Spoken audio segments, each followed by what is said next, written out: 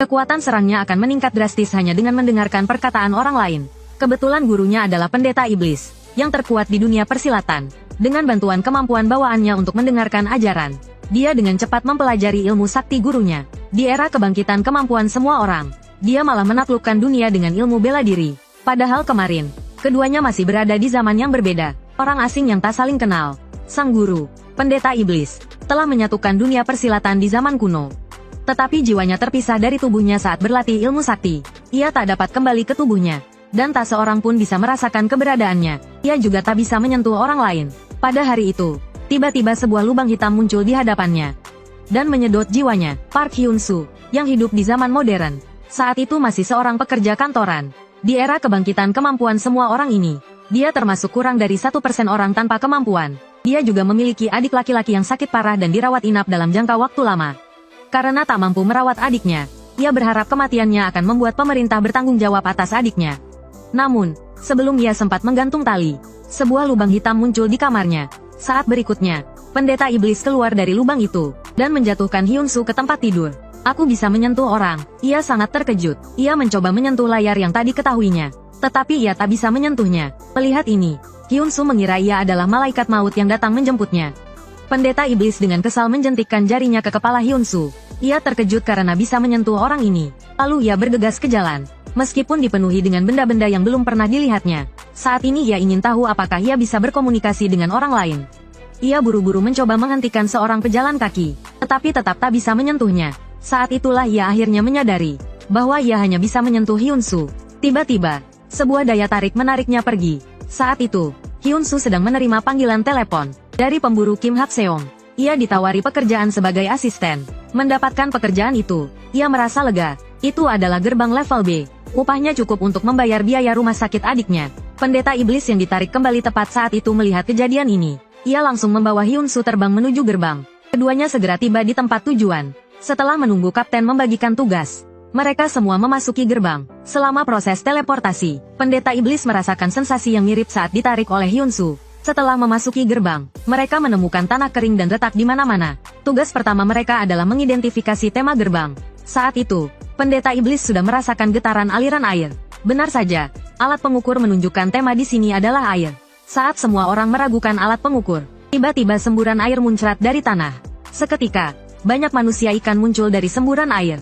Perubahan mendadak ini membuat mereka terkejut, dan banyak yang terluka parah. Biasanya, area pintu masuk aman.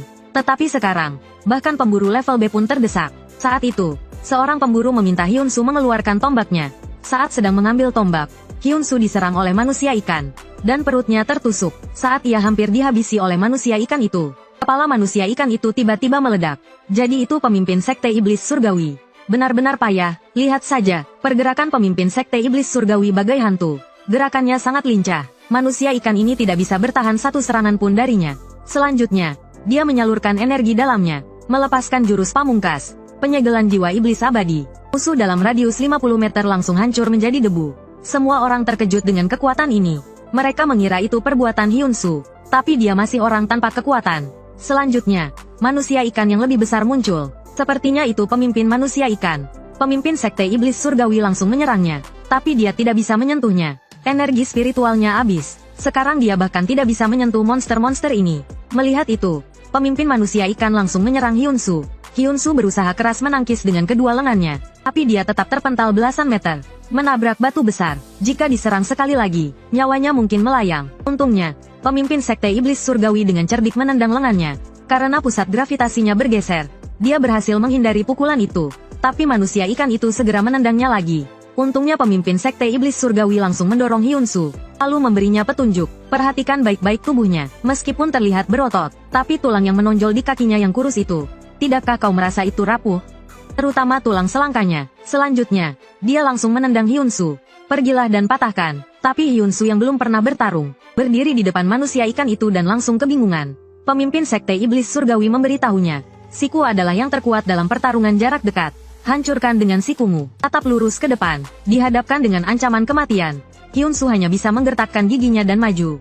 Manusia ikan itu lengah dan terkena pukulan tepat di dagunya. Mundur beberapa langkah, Hyun-soo memanfaatkan kesempatan itu untuk menyikut tulang selangkanya. Manusia ikan itu langsung roboh. mengambil tombak pemburu itu, langsung menghabisinya. Selanjutnya, sebuah cahaya mengelilinginya.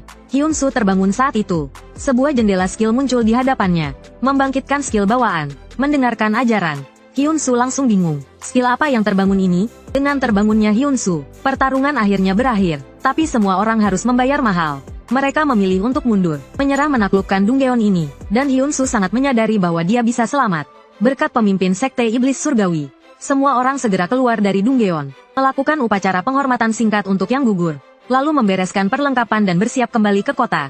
Swos, tiba-tiba Choi Jong-chul yang terkenal kejam datang mencari masalah. Dia terkenal suka menindas para support. Saat dia hendak menamparkan Hyun-soo, mendengarkan ajaran diaktifkan, mundur selangkah. Hyun-soo dengan mudah menghindari serangan itu, dan mendapatkan peningkatan serangan sebesar 15%. Saat berikutnya, Choi Jong-chul kembali menyerang Hyun-soo. Pemimpin Sekte Iblis Surgawi mentransfer skill harimau mengaum kiri dan dorongan kanan ke Hyun-soo melalui mendengarkan ajaran. Saat itu, waktu seakan berhenti. Skill itu langsung masuk ke dalam pikiran Hyun-soo. Seketika, dia bergerak. Harimau mengaum kiri mencengkeram bahu kanan Choi Jong-chul, menyesuaikan posisi tubuh dan mengumpulkan kekuatan. Mengumpulkan tenaga, satu dorongan kanan mengirim Choi Jong-chul terbang. Satu serangan menjatuhkan Hunter Rank B. Semua orang terkejut. Melihat hal ini, Kim Hak-seong meminta Hyun-soo untuk pergi ke asosiasi untuk menjalani penentuan peringkat. Dia akan mengurusnya. Setelah semua orang pergi, Hyun-soo tiba-tiba berlutut untuk menjadi murid. Pengalaman ini membuatnya menyadari bahwa orang tua misterius yang tiba-tiba muncul ini adalah seseorang yang berpengaruh. Namun, pemimpin Sekte Iblis Surgawi menolaknya. Tapi Hyun-soo mendapat ide. Dia mengatakan kepadanya bahwa jika dia mati, dia mungkin tidak akan memiliki cara untuk kembali. Pemimpin Sekte Iblis Surgawi berpikir itu benar. Dengan tubuh kecil Hyun-soo, dia mungkin akan mati di Dunggeon berikutnya.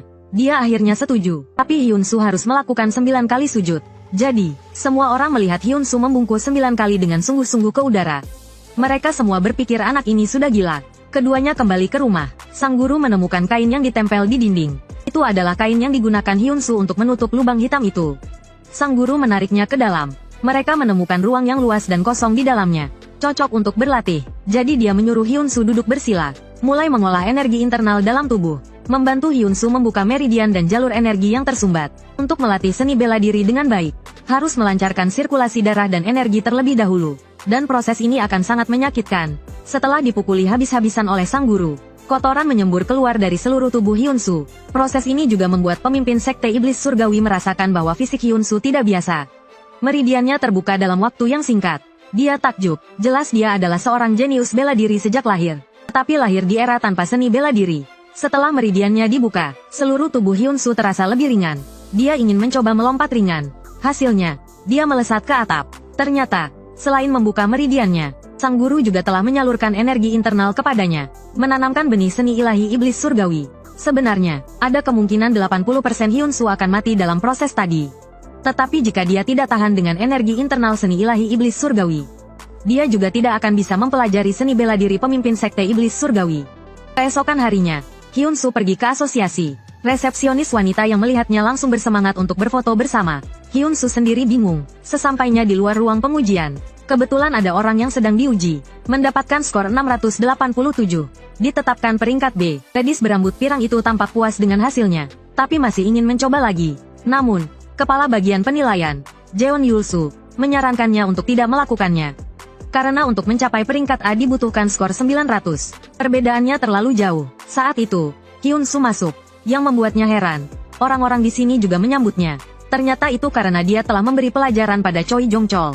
Dia akhirnya mengerti. Setelah itu, Hyun-soo mengganti pakaiannya dengan pakaian tes. Bersiap untuk memulai tes. Gurunya menginstruksikannya untuk menggunakan dorongan kanan dari kemarin untuk melepaskan energi batinnya.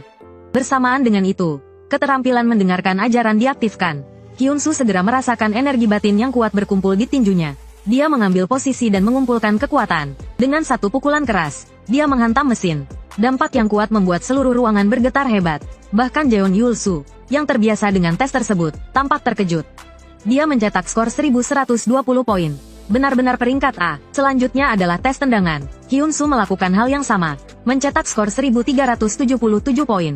Juga peringkat A. Kemudian dalam setiap tes berikutnya, semua nilainya adalah peringkat A. Ini berarti meskipun dia tidak mengikuti tes selanjutnya, dia tetap akan dinilai sebagai peringkat A. Tes terakhir adalah simulasi pertarungan. Ketika Hyun-soo tiba di ruang simulasi pertarungan, dia bertemu dengan gadis itu. Tampaknya dia terluka parah. Sepertinya simulasi pertarungan tidak mudah. Dan memang begitu, simulasi pertarungan adalah ruang yang dibuat oleh pemburu peringkat S, Anderson Walker. Terbagi menjadi 10 tahap, karena Hyunsu peringkat A. Dia mulai dari tahap keempat. Dengan diaktifkannya peralatan, Hyunsu memasuki ruang virtual. Sinar matahari menembus dedaunan, menyinari tanah. Seperti hutan hujan tropis sungguhan. Tapi di mata penguasa iblis surgawi, tempat ini adalah labirin yang aneh. Saat berikutnya, monster dengan mulut menganga menerjang mereka. Sang guru secara refleks mengayunkan telapak tangannya, tetapi tidak dapat menyentuh monster itu. Sepertinya setelah kejadian di ruang bawah tanah terakhir kali, dia bahkan tidak bisa menyentuh monster. Detik berikutnya, suara keras terdengar dari belakang. Hyunsu telah mengalahkan monster itu dengan satu pukulan. Tapi sebelum dia sempat senang, 3 monster yang sama muncul lagi. Gurunya menyuruh Hyunsu berguling. Bersamaan dengan itu, keterampilan mendengarkan ajaran diaktifkan. Berhasil menghindari serangan monster. Saat monster itu hendak menyerang lagi, sebuah kaki raksasa menginjak mereka menjadi bubur. Ternyata itu adalah ogre raksasa pemakan manusia. Sebelum Hyunsu sempat bereaksi, tinju besarnya terangkat, dengan cepat mengayun ke arah Hyunsu. Hyunsu buru-buru merunduk, nyaris menghindarinya. Tanpa pilihan lain, dia meminta bantuan gurunya lagi. Kali ini, gurunya mengabaikannya, mengatakan bahwa ini adalah kesempatan bagus untuk memahami kemampuannya. Tanpa daya, Hyunsu berhenti berlari. Secara aktif menyerang ogre, dia langsung menggunakan tendangan terkuatnya. Berhasil, terdengar suara tulang patah dari paha ogre. Tapi tak lama kemudian, lukanya pulih sepenuhnya. Dan menangkap Hyunsu, telapak tangannya terus meremas dengan kuat. Guru, Hyunsu menahan rasa sakitnya, berusaha untuk tetap sadar. Lalu mengatur napasnya, berusaha menenangkan dirinya. Akhirnya, ilmu iblis surgawi. Dia merasakan ilmu iblis surgawi yang diturunkan gurunya. Dengan cepat menyebarkan ilmu itu ke seluruh tubuhnya. Seketika, energi dalam yang kuat meledak, langsung menghancurkan kedua lengan ogre pemakan manusia. Memanfaatkan kesempatan, ia melompat ke atas kepala ogre. Serangan lutut, kepala ogre meledak, jatuh ke tanah, berhasil melewati level keempat. Kepala bagian Jeon baru pertama kali melihat seseorang mengalahkan monster simulasi seperti itu. Saat itu, seorang wanita datang. Dia anggota asosiasi, Lee Min-ah peringkat A. Dia dikirim asosiasi untuk merekrut Hyunsu. Dengan susah payah muncul peringkat A. Asosiasi tidak ingin dia direbut oleh guild. Hyunsu kemudian memasuki level kelima, tempat yang sangat dingin. Tiba-tiba seorang gadis berlari ke arahnya dengan panik, berteriak minta tolong, menerkam kepelukan Hyunsu. Hyunsu belum pulih dari kejutan yang tiba-tiba ini. Seketika gadis itu berubah menjadi monster, langsung mencekik lehernya. Saat itulah dia menyadari monster di level kelima adalah vampir. Lee Min-ah yang mengamati dari luar menjadi penasaran dengan Hyunsu. Karena gaya bertarungnya terlihat tidak praktis baginya, seperti pendekar wuxia di film, namun secara mengejutkan efektif. Sementara itu, Hyunsu di ruang virtual telah mengalahkan bos level kelima. Namun di level ke-6 berikutnya, dia gagal. Tapi pencapaian ini membuat kepala bagian Jeon sangat puas. Karena dia adalah peringkat A pertama yang mencapai level ke-6.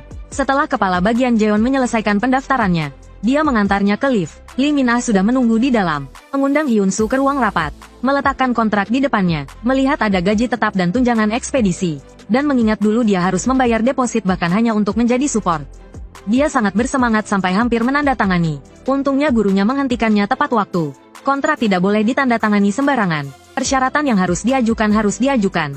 Saat dia mengajukan persyaratan, dan Lee Min-ah masih ragu-ragu, tiba-tiba pintu ditendang terbuka. Seorang wanita berambut merah menerobos masuk. Hyunsu mengenali orang itu. Ternyata itu adalah Hayora dari Guild Singa Merah, guild terkuat di negara ini. Dia sendiri adalah hunter peringkat S, dan juga ketua guild. Begitu masuk, dia langsung menawarkan kondisi yang lebih baik. Apapun kondisi yang ditawarkan asosiasi, dia akan memberikan yang lebih baik. Gurunya juga merasakannya. Dia sangat kuat. Setidaknya dia adalah orang terkuat yang pernah dia lihat sejak datang ke dunia ini. Namun Hyunsu tidak langsung membuat keputusan. Berdiri dan membungkuk, meninggalkan informasi kontaknya lalu pergi. Sementara itu, di gerbang teleportasi Gunung Uiji, sedang terjadi pertempuran sengit. Tim ini menerima informasi yang salah. Mereka diberitahu bahwa mereka hanya perlu menyeberangi air. Tapi tempat ini adalah lautan luas. Tim disergap oleh monster yang jumlahnya melebihi mereka. Terpaksa, Kapten memerintahkan semua orang untuk mundur. Dia sendiri tetap tinggal untuk menghadang. Dia mengaktifkan kemampuan bawaannya yang hanya digunakan saat krisis. Jutsu Klon Bayangan. Batas waktunya 10 menit. Jurus pamungkas yang setara dengan peringkat S. Di bawah perlindungan Kapten, para anggota tim berhasil melarikan diri ke darat. Tapi Kapten yang asli belum keluar. Saat semua orang khawatir, akhirnya mereka melihat sosoknya. Namun, sedetik kemudian, seekor naga air terbang keluar dari dasar laut dan langsung merobek tubuh bagian atas Kapten. Di sisi lain, Hyun-soo yang telah kembali ke rumah tampak terkejut. Karena kali ini gurunya mengajarkannya keterampilan tingkat transendental. Langkah iblis surgawi. Keterampilan pada umumnya dibagi menjadi 5 tingkat. Keterampilan tingkat transendental melampaui 5 tingkat tersebut. Sebuah keterampilan legendaris. Ini adalah serangkaian langkah, dan langkah kaki adalah syarat paling dasar untuk mempelajari seni bela diri. Gurunya akan mendemonstrasikannya terlebih dahulu. Pertama, langkah pertama dari 5 langkah-langkah iblis surgawi. Kedatangan iblis. Saat itu, mendengarkan ajaran diaktifkan, mulai membantu Hyun-soo memahami gerakan langkah pertama. Karena ini langkah pertama, langkahnya harus ringan dan lembut. Inilah kedatangan iblis, juga dasar untuk langkah-langkah selanjutnya. Karena tingkat keterampilannya terlalu tinggi, pemahaman langkah pertama hanya mencapai 38%. Gurunya memintanya untuk tidak terburu-buru, dan fokus menonton. Langkah kedua, terbang iblis. Seperti terbang di langit, menggunakan angin untuk menciptakan titik buta bagi musuh, dan menghilangkan titik butanya sendiri. Kali ini lebih sulit, Hyun-soo hanya mencapai 31% pemahaman. Dengan menguasai 2 langkah pertama, dia bisa menggunakan jurus unik gurunya. 6 jurus pertama tinju gelombang iblis. Tinju gelombang iblis juga merupakan keterampilan tingkat transendental. Kemudian gurunya mulai mendemonstrasikan langkah ketiga. Namun, Hyun-soo sama sekali tidak bisa memahami langkah ini. Pemahamannya 0%. Karena di langkah ini, kecepatan gurunya terlalu cepat untuk ditangkap mata telanjang. Dalam sekejap, gurunya sudah berada di belakang Hyun-soo. Inilah langkah ketiga, kejar jiwa iblis. Lalu langkah keempat, lepas jiwa iblis. Lepas jiwa memiliki 2 arti. Membuat jiwa sendiri terbang menjauh dan melepaskan diri. Kedua, membuat jiwa lawan meninggalkan tubuh. Cocok untuk serangan balik. Dengan menguasai langkah ketiga dan keempat, dia bisa menggunakan 5 jurus terakhir tinju gelombang iblis. Langkah kelima, langkah iblis surgawi. Kehadiran iblis hanyalah syarat dasar untuk mempelajari jurus terakhir tinju gelombang iblis. Artinya, meskipun telah mempelajari kehadiran iblis, belum tentu bisa menggunakan jurus terakhir tinju gelombang iblis. Sedetik kemudian, gurunya mendemonstrasikan langkah terakhir, kehadiran iblis. Hanya dengan sekali injakan, tanah terbalik, Hyun-soo pun terjatuh, membuat segala sesuatu di dunia bertekuk lutut, dan berdiri di atas mereka. Inilah kehadiran iblis. Markas Asosiasi Hunter saat ini sedang mengadakan rapat darurat mengenai misi gerbang Uiwisan. Karena kesalahan informasi, kerugian besar terjadi. Departemen Penilaian dan Departemen Pertempuran terlibat dalam perdebatan sengit. Tiba-tiba Min Ali menyela mereka. Ia mengusulkan untuk bekerja sama dengan Guild Singa Merah. Usulan itu untuk menangani situasi sendiri. Bekerja sama dengan Guild Singa Merah. Namun, para tetua kolot menolaknya. Min Ali merasa frustrasi dengan orang-orang yang bahkan belum pernah menginjakan kaki di gerbang teleportasi.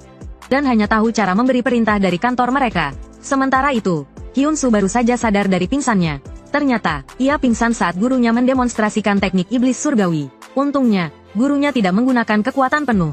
Kalau tidak, ia bisa mati di tempat. Ia belum bisa mempelajari teknik iblis surgawi. Setidaknya ia membutuhkan energi internal selama 120 tahun. Tak lama kemudian, air laut tiba-tiba membanjiri kota. Sekelompok manusia ikan menyerang kota. Mereka ingin merebut wilayah itu. Mereka ingin tuannya turun ke wilayah itu. Asosiasi langsung mengetahui situasi tersebut. Min Ali dengan cepat memikirkan strategi. Ada guild 3 serangkai di distrik Gangdong. Ketuanya adalah manusia macan kumbang, Choi Hyun-woo. Ia tahu betul bahwa guild 3 serangkai saja tidak cukup untuk mengendalikan situasi. Ia segera memerintahkan bawahannya untuk mengumpulkan bala bantuan. Sementara itu, ia sendiri segera bergegas ke tempat kejadian. Saat ini, Hyun-soo sedang berlatih 2 langkah pertama dari teknik iblis surgawi di ruang lubang hitam. Akhirnya ia mulai menunjukkan kemajuan, mencapai pemahaman 30%. Ia berencana untuk menonton TV dan beristirahat sejenak. Namun, ia mengetahui dari berita bahwa distrik Gangdong diserang manusia ikan. Ia bergegas turun. Situasinya mendesak. Jika ia naik mobil, ia mungkin tidak akan sampai tepat waktu. Ia langsung menggunakan teknik terbang iblis surgawi. Tubuhnya dengan cepat melesat di antara gedung-gedung. Ia memanfaatkan bangunan kota untuk langsung menuju distrik Gangdong. Di distrik Gangdong, banyak warga sipil tak berdosa telah menjadi korban. Untungnya, Guild 3 serangkai telah tiba. Ketua, macan kumbang hitam Choi Hyun-woo, langsung membunuh musuh di depannya. Pejuang Fang Baojian dengan gagah berani membunuh musuh dengan pedang besarnya. Namun, ia lengah, tepat saat mulut besar manusia ikan hendak menggigitnya. Tiba-tiba meledak, ternyata pemanah Kang San menembak tepat waktu. Fang Baojian mengacungkan jempol padanya. Namun, sedetik kemudian, seekor ular raksasa menggigit kepalanya dari belakang. Melihat temannya mati, Kang San sangat marah. Ia menembakkan beberapa anak panah ke arah ular raksasa itu. Ia hendak menerjang dan mati bersama ular itu. Untungnya, macan kumbang hitam menghentikannya tepat waktu. Ia akhirnya berbalik dan melarikan diri. Namun, ular raksasa itu bergerak lebih cepat di dalam air. Mereka segera terkejar. Tepat saat mulut besar ular itu hendak menggigit mereka, Tiba-tiba sesosok bayangan muncul di udara. Serangan kanan, bayangan itu seperti kilat, meninju ke bawah.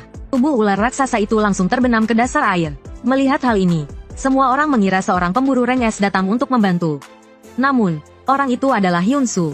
Saat ia mengira ular raksasa itu telah dikalahkan, ular itu tiba-tiba muncul di sampingnya, dan menerkam Hyun-Soo. Untungnya, ia berhasil menghindar tepat waktu. Detik berikutnya, ular raksasa itu terus menyerangnya. Setelah terus-menerus menghindar dengan intensitas tinggi, kakinya terasa sangat terbebani. Gurunya menyadari hal ini, dan mengingatkannya untuk menyebarkan energi internal ke seluruh tubuhnya. Akhirnya ia pulih dan mulai membalas. Dengan teknik terbang iblis surgawi diaktifkan sepenuhnya, ia terus menyerang perut ular raksasa itu.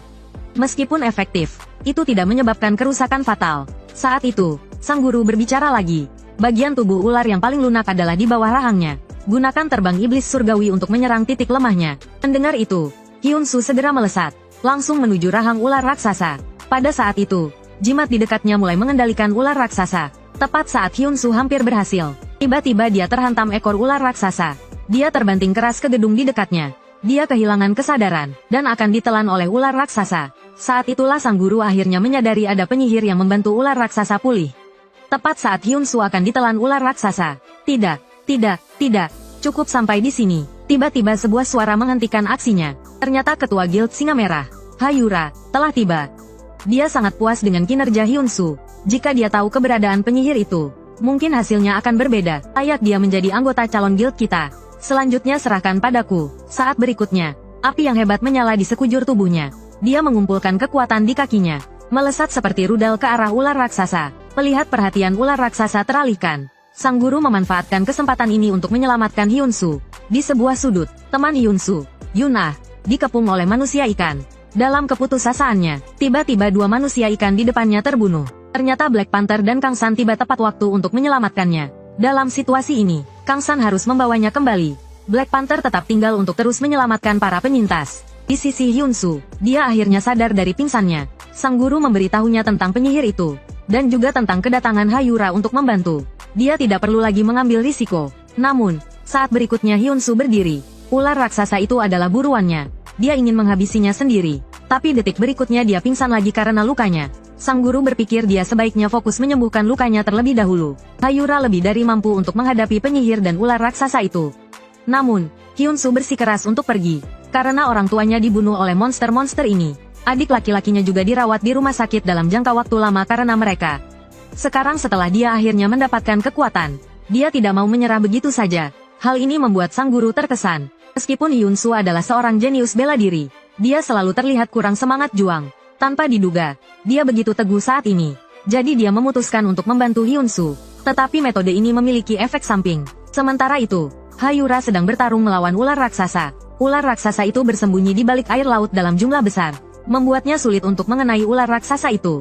Yang lebih merepotkan, dia tidak bisa menemukan lokasi penyihir itu. Sementara itu, pemimpin sekte iblis surgawi mulai membantu Hyun-Soo meningkatkan kekuatannya. Namun, kekuatan ini hanya sementara, dan itu akan memberikan beban besar pada tubuh Hyun-Soo. Di sisi lain, Ha-Yura mulai mengumpulkan kekuatan.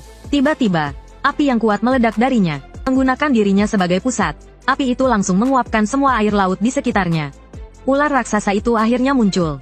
Sekarang jauh lebih mudah untuk mengenainya. Melihat ular raksasa itu terdesak mundur, penyihir itu akhirnya menampakkan diri. Persis seperti yang diharapkan Ha-Yura. Hanya dengan jentikan jari, area di sekitar penyihir meledak. Dalam sekejap, dia terbakar menjadi arang. Sementara itu, Hyun-Soo juga telah selesai. Kekuatan besar mengalir deras dari dalam tubuhnya. Tubuh iblis surgawi untuk sementara terbangun. Ular raksasa yang kehilangan penyihirnya tidak dapat pulih. Ia memutar kepalanya dan mencoba melarikan diri. Ha-Yura melepas sepatunya dan menembakkannya ke arah ular raksasa yang melarikan diri. Dalam sekejap, sepatu itu telah mencapai ular raksasa. Tiba-tiba, ular raksasa itu menyemburkan gelombang energi dari mulutnya. Karena lengah, Ha-Yura terkena serangan langsung. Ia tenggelam ke dasar air. Namun, serangan itu tidak melukainya, malah membuatnya marah. Dia adalah salah satu dari 9 pemburu rank S di dunia. Saat berikutnya, dia melepaskan energi yang sangat besar. Semua air di sekitarnya langsung menguap. Tepat saat Ha-Yura akan melancarkan serangan terakhir, sebuah tangan menghentikan gerakannya, dan pemilik tangan itu adalah Hyun-Soo yang telah membangkitkan tubuh iblis surgawinya. Tekanan yang dipancarkannya sangat kuat, bahkan Ha-Yura pun merasakannya. Dalam sekejap, Hyun-Soo menghilang dari hadapan Ha-Yura. Bahkan dia tidak melihat gerakan Hyun-Soo. Detik berikutnya, Hyun Soo telah mencapai ular raksasa. Dia langsung menggunakan jurus pamungkas, tinju iblis surgawi. Jurus pertama, gelombang benih. Dia menghantamkannya ke tubuh ular raksasa. Hanya dengan satu pukulan, ular raksasa itu memuntahkan darah. Ia terjatuh ke tanah. Hyun Soo menghilang lagi dalam sekejap. Dia muncul kembali di depan ular raksasa. Tinju iblis surgawi. Jurus kedua, gelombang akar. Dia kembali menghantam wajah ular raksasa. Ular raksasa itu hampir kehilangan kesadaran. Melihat ini, sang guru kagum dalam hati. Dia tidak pernah mengajarkan tinju iblis surgawi. Jelas Hyun Soo dapat membaca ingatan yang diturunkan dari generasi ke generasi dalam tubuh iblis surgawi. Detik berikutnya, ular raksasa yang terus dipukuli menjadi mengamuk. Ia membuka mulutnya lebar-lebar dan menyerang Hyun Soo. Hyun Soo langsung menggunakan terbang iblis surgawi. Dia terbang mengelilingi ular raksasa itu tanpa henti. Akhirnya dia menemukan kesempatan dan menggunakan tinju iblis surgawi. Jurus ketiga, gelombang daun. Dia mengayunkannya ke arah kepala ular raksasa. Dampak yang sangat besar menyebabkan tubuh ular raksasa hancur berkeping-keping. Akhirnya, seluruh tubuh ular itu meledak. Saat itu, Lee Min-ah akhirnya tiba dan menyaksikan semuanya. Ini membuatnya semakin tertarik pada Hyun Soo. Sedangkan Hyun Soo di medan perang, tiba-tiba merasakan sesak di dadanya. Dia memuntahkan darah dan pingsan, jatuh dari langit. Untungnya, Hayora dan Lee Min-ah menyelamatkannya tepat waktu. Dengan ini, bencana yang datang tiba-tiba akhirnya berakhir. Entah berapa lama berlalu, Hyun Soo terbangun di rumah sakit, tetapi dia tidak ingat apapun yang terjadi saat tubuh iblis surgawinya terbangun. Saat sedang mengobrol dengan gurunya, Lee Min-ah dan Hayora datang. Hyun Soo langsung menikmati pelayanan penuh perhatian dari kedua wanita itu. Tapi yang lebih penting, mereka membawakan Hyun Soo jantung monster ular raksasa itu. Pemimpin sekte iblis surgawi menyebutnya inti dalam. Ini adalah pertama kalinya sang guru melihat inti dalam dengan aura sekuat ini. Benda ini biasanya hanya dimiliki oleh monster pemimpin atau monster yang telah hidup sangat lama. Mengandung energi yang sangat besar. Memakannya akan memberikan kekuatan yang luar biasa. Bahkan bisa menaikkan level hunter tingkat rendah secara langsung. Pemimpin sekte iblis langit langsung tahu inti ini berumur 500 tahun. Tapi benda ini tidak bisa dimakan sembarangan. Harus dimakan dengan metode rahasia. Maka kedua gadis itu kembali berdebat. Yang satu bilang tingkat penyerapannya bisa mencapai 25%. Yang lain bilang bisa mencapai 35%. Tanpa mereka ketahui, pemimpin sekte iblis langit bisa mencapai tingkat penyerapan 70%. Melihat kedua gadis itu bertengkar, sang guru bertanya, "Kamu mau bersama gadis yang mana, guru?" Akhirnya mereka diam, lalu tibalah waktu perekrutan. Pertama, Lee Min-ah berbicara dengan Hyun Soo secara pribadi. Guild menawarkan kondisi yang belum pernah ditawarkan sebelumnya. Min-ah sangat bertekad, karena dia yakin Hyun Soo akan segera mencapai level S. Selanjutnya adalah Hayora. Dia menduga asosiasi menawarkan kondisi yang sangat menguntungkan, termasuk imunitas dari tuntutan hukum, bahkan untuk pembunuhan. Tapi sebenarnya, untuk hunter level S, imunitas tidak ada artinya, karena hunter level S adalah hukum di dunia ini. Jadi, memberikan imunitas kepada hunter level S tidak berarti apa-apa. Yang kamu butuhkan sekarang adalah seseorang yang bisa melindungimu sebelum kamu menjadi hunter level S. Yaitu, aku, Hayora si Singa Merah. Jelas, Hyun Soo akhirnya memilih guild Singa Merah. Tak lama kemudian, Hyun Soo pulih. Kecepatannya mengejutkan dokter, bahkan di antara para hunter, dia belum pernah melihat pemulihan secepat ini. Maka dia segera menyelesaikan prosedur keluar dari rumah sakit. Guild Singa Merah membayar semua biaya rumah sakitnya. Yang lebih mengejutkannya lagi, ada tambahan 6 miliar won di rekeningnya. Bonus kontrak 6 miliar won. Hyun Soo hampir menangis terharu. Akhirnya dia bisa bebas makan ramen sepuasnya. Keduanya segera kembali ke ruang lubang hitam untuk berlatih. 10% dari inti mengandung energi 20 tahun. Artinya, jika bisa menyerap 70%, setara dengan energi 140 tahun. Apa rencanamu setelah mendapatkan kekuatan ini? 2 tahun lalu, ketika gerbang pertama kali meluap, banyak orang meninggal, termasuk orang tua saya dan orang tua Chayun. Apakah yang disebut gerbang itu adalah musuh yang disebutkan leluhur? Sang guru membahas tentang Hyun Soo yang menggunakan tinju iblis langit yang belum diajarkan. Sebenarnya, setiap generasi iblis langit menerima ingatan bela diri leluhur melalui tubuh iblis langit. Konon, itu adalah fondasi yang diciptakan oleh iblis langit pertama, untuk melawan musuh yang muncul di masa depan.